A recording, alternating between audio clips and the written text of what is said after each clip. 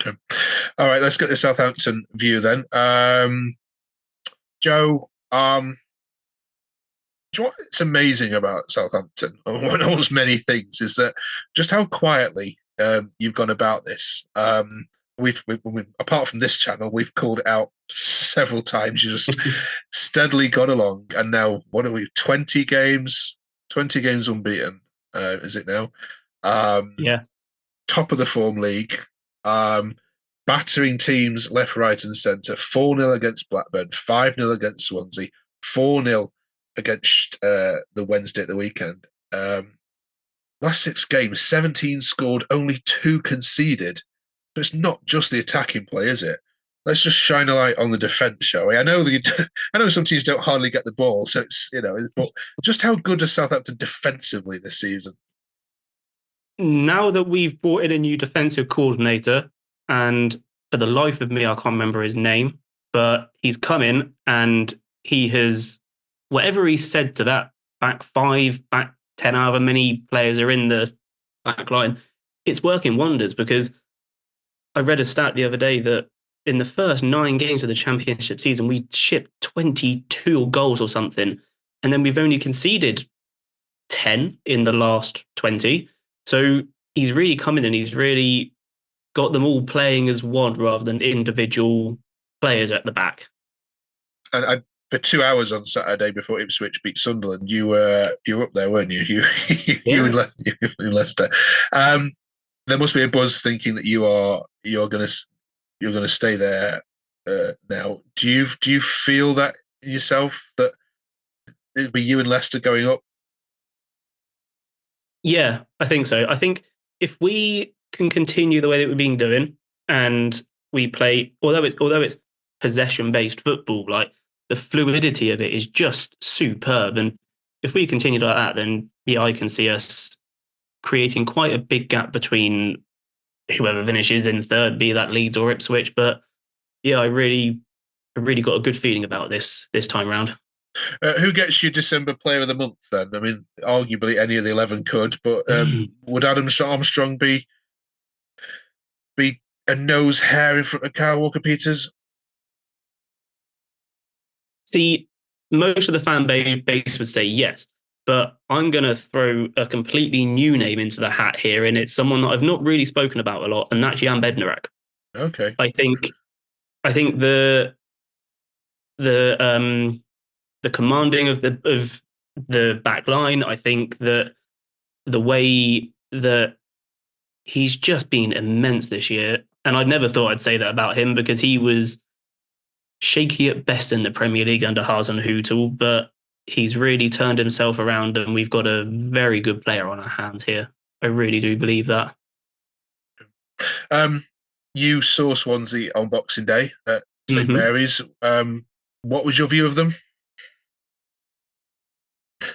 Now I've got to be really careful here because I do think there is a good team in there somewhere, but as the Swansea fan said, I think they kind of tried to set up in a way that they could match us toe for toe, and it just didn't work. For the first 5-10 minutes, I thought they were the better team, and then we scored the first, and it just sort of carried on from there, really. And I thought that we were superb. We were relentless. We were brave. It was fluid. It was fast paced. It was everything that most Southampton fans have been asking for the last few years. In that we just completely blew them away. Um, James, back to you. The attendance figures, the average attendance figures have been out for for the first half of the season, and Swansea seem to be averaging attendance about 16, 17,000, which I was surprised at. Look at now, understandably, some of the games, especially towards the end, haven't been great. Is there a sense from what you hear in the terraces that people are going to start perhaps coming back now? That there's a bit more of a connection with the manager, perhaps that we'll start to see that rise because 16,000 at your stadium seems ridiculously low. Well, I think that capacity is just over 20,000 that we can hold in there, so it's not that bad. But over the games where where it was over Christmas, but we didn't have a manager, they were saying that it was 16,000, but they actually count the season tickets as well. And it was probably closer to 10 than it was to 16, if I'm being really honest. But the feeling amongst the fan base is now there's a lot more positivity around Williams coming in. The club's been releasing a lot of stuff about him coming in behind the scenes and him interacting with the squad. He's very refreshing in his interviews that he did something that Michael Duff did not do the entire time he was here. And he held his hands up after the Birmingham game. He said, there was a few things that we did wrong up there, and it was because I didn't communicate clearly to it. And the fans loved that. They were like, look at that. He's taking responsibility, saying, look, no, don't blame the players. That one was on me. I've come in. I've not communicated clearly. So I think there is a renewed sense of optimism here. Myself and a few others are amongst people who were skeptical about renewing our season tickets. And we have actually done it now that we've got this manager in. So things are starting to look a bit more positive. You're not going to please everyone. Our fan base notoriously can be quite negative on times.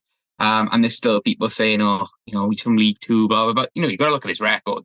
He was here previously. It's an identity appointment. And I think, if he can replicate the good things that Russell did when he was here, I think we'll be on to something, good for the second half of the season. We're only 7 points off the top 6. So, we're kind of sort of looking upwards now rather than over our shoulder that we were at the beginning of December.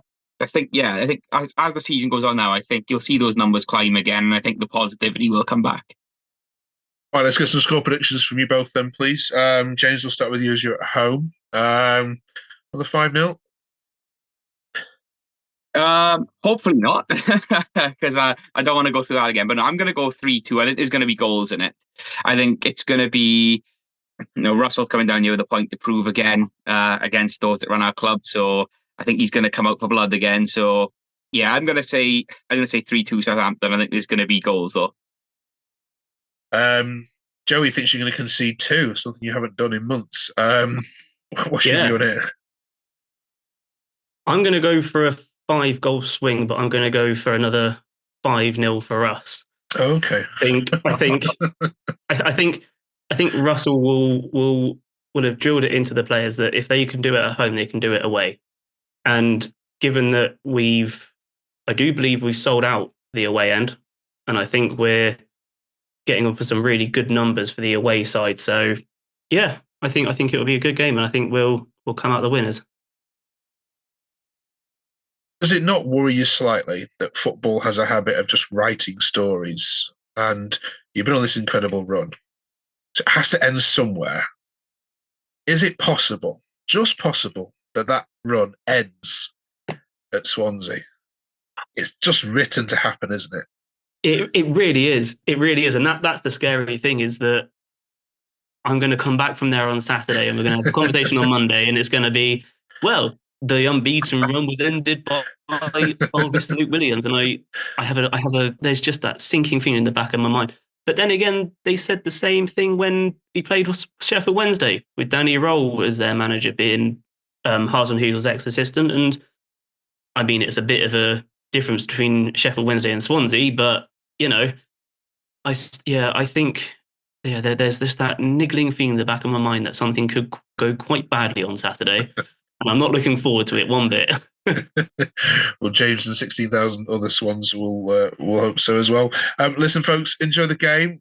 We'll certainly be watching as well. It's live on Sky Saturday lunchtime. Is that right? Have I got that right? Yeah, 12:30 kickoff. I'm actually heading down there, so be nice to hopefully catch up, James, if you're around. Yeah, mate. Yeah, if you're about, be happy to chat.